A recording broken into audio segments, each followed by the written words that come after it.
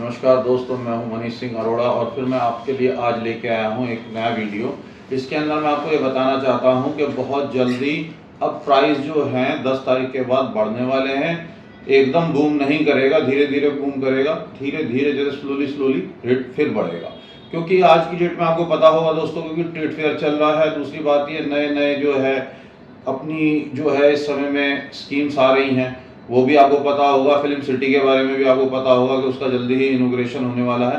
तो इसी से ही आपको पता लग जाएगा कि मार्केट अब नवरात्रि में थोड़ा बहुत ऊपर की तरफ जाएगी।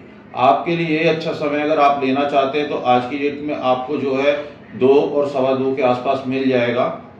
पहले कुछ डाउन आया था 1.80 और 1.90 और 2 के बीच में था, बट अब धीरे धीरे मार्केट बढ़ने लगा है।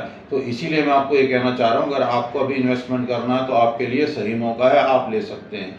आप सेक्टर 18 भी ले सकते हैं, सेक्टर 20 भी ले सकते हैं, कहीं भी ले सकते हैं। अगर आपका बजट सेक्टर 18 और 20 का नहीं है तो आपका कम बजट है, जैसे कि मान लीजिए आप 120 मीटर ले सकते हैं तो आप 22D भी जा सकते हैं, 17C भी जा सकते हैं, 16 भी जा सकते हैं और 7D में भी जा सकते हैं।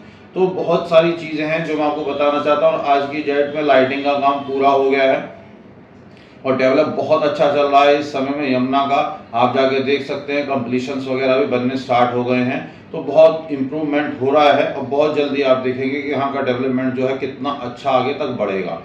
और जैसे जैसे डेवलपमेंट होगा वैसे वैसे प्राइस भी जो है इसके अप होंगे। तो मैं आपको यही कहना चाहता हूँ, अगर आपको इन्वेस्टमेंट करना है तो ये बहुत अच्छा समय है आपके लिए। दोस्तों मैं आपको एक और चीज़ बताऊँ, इसके अंदर में जो है अभी इस फ्लैट्स की जो स्कीम आ रही है उसमें आप इन्वेस्टमेंट ना करें, क्योंकि उसमें इन्वेस्टमेंट करने का आपका कोई फ़ायदा नहीं है।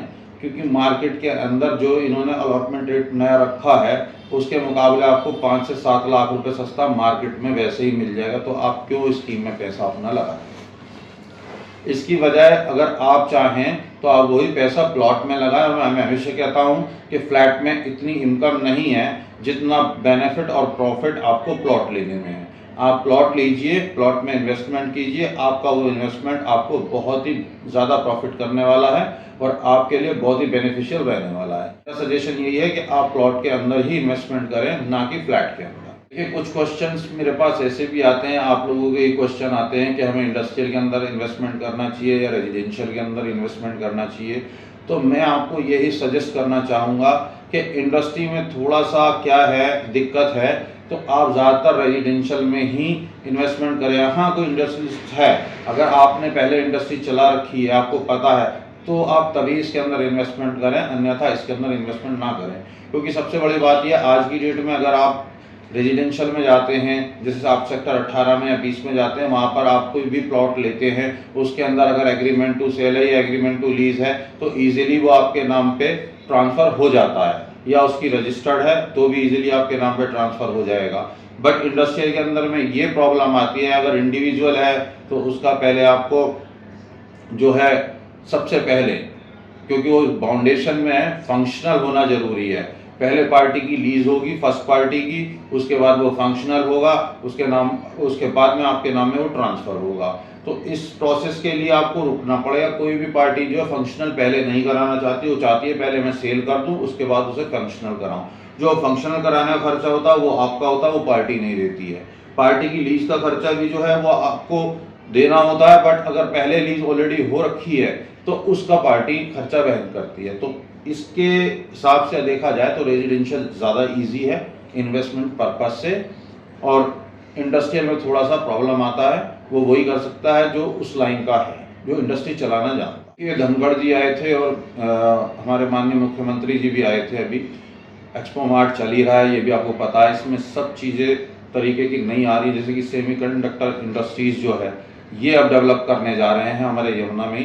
तो अपने यमुना के अंदर में क्या है, हर तरीके से फोकस हो रहा है। देखिए, आप एजुकेशनल हब हो गया, इंडस्ट्रियल हब हो गया, रेजिडेंशियल हो गया, कमर्शियल हो गया, इन सब चीज़ों को, जैसे फिल्म सिटी हो गई, एयरपोर्ट हो गई, और आने वाले टाइम में आपको ये पता है मेट्रो भी आने वाली है। और यहाँ से आपको जो है डायरेक्ट जो है बुलेट ट्रेन भी मिलने वाली है। तो ये चीज़ें सारी जो है आप देखिए कि इस यमुना सिटी को कितना ऊपर ले जाने के लिए फोकस किया जा रहा है। तो आपके लिए कहीं भी अगर आपको इन्वेस्टमेंट करना है तो आप कहीं और ना करके सिर्फ यमुना और यमुना में ही करें। इससे बेनिफिशियल आपको प्रॉफिट कहीं नहीं होने वाला है। देखिए, अगर आप इन्वेस्टमेंट करना चाहते हैं और आप इच्छुक हैं इन्वेस्टमेंट करने के लिए यमुना के अंदर में, तो आप कभी भी कोई क्वेरी हो, कुछ पूछना हो, क्वेश्चन हो आपको किसी भी तरीके के रिलेटेड का हो, चाहे इंडस्ट्रियल हो, कमर्शियल हो या रेजिडेंशियल हो, तो आप कभी भी मुझे कॉल करके पूछ सकते हैं। और आपको कभी भी इन्वेस्टमेंट करना हो, अगर आपको मेरे से सेटिस्फेक्शन मिलता है तो आप मुझसे संपर्क कर सकते हैं। मैं आपको प्रॉपर्टी दिलवा भी सकता हूँ, एनी टाइप प्रॉपर्टी, कोई भी प्रॉपर्टी चाहिए यमुना में, चाहे वो आपको, आपका बजट कितना भी है, चाहे लो है चाहे हाई है, मैं हर तरीके में के बजट में आपको प्रॉपर्टी दिलवा सकता हूं और बहुत ही रिजनेबल रेट पर दिलवाऊंगा। ज़्यादातर कोशिश यही रहेगी कि डायरेक्ट जो है सेलर से ही आपको डील। तो मैंने आपको आज की वीडियो में काफ़ी जानकारी दे दी है, बट अगर अभी भी आपका कोई क्वेश्चन हो या कोई क्वेरी हो तो आप मुझे कॉल कर सकते हैं, कोई प्रॉब्लम नहीं। और मेरी नेक्स्ट वीडियो में आपको नई जानकारी और जल्दी मिलेंगी। नमस्कार, थैंक यू, धन्यवाद।